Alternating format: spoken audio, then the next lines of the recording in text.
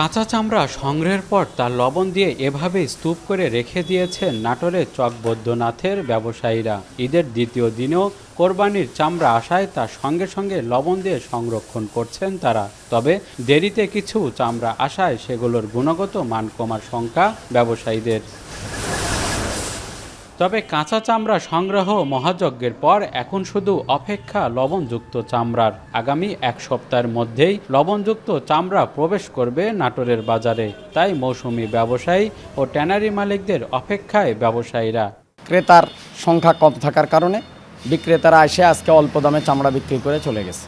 তবে সংখ্যায় চামড়া খুব কম। 30 থেকে 40টি জেলা থেকে লবণযুক্ত চামড়া আমাদের এই মার্কেটে আসা শুরু হবে। ওগুলো আমরা সরকার নির্ধারিত মূল্যে ক্রয় করব ইনশাল্লাহ। অতিরিক্ত গরমের কারণে অনেকে চামড়া নিয়ে আসেনি, জায়গাতে লবণ দিছে।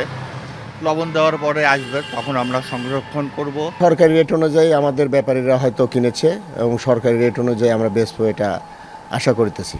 গত বছরের তুলনায় এবছর আড়তে চামড়ার সরবরাহ অনেকটাই কম। ব্যবসায়ী সমিতির নেতারা বলছেন, সরকার লবণ সরবরাহ করায় মাদ্রাসা ও এতিমখানাগুলোতেও চামড়া সংরক্ষণ করা হয়েছে।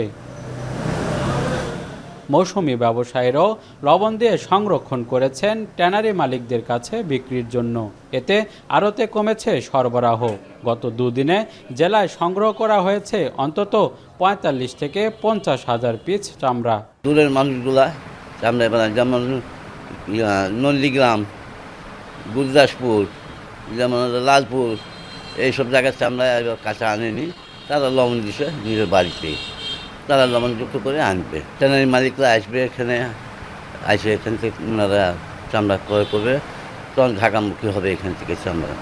এবছর নাটোরে ১২ লাখ পিস চামড়া সংগ্রহের লক্ষ্যমাত্রা ধরা হয়। এতে সব মিলিয়ে ৪০ থেকে ৫০ কোটি টাকার ব্যবসার আশা করছেন ব্যবসায়ীরা। মাহবুব হোসেন, এখন নাটোর। ভিটামিন ই ও সি সিরাম ৮টি প্রাকৃতিক অয়েল সমৃদ্ধ লিলি সিরাম অয়েল, যা চুল পড়া কমায় মাত্র ৩০ দিনে।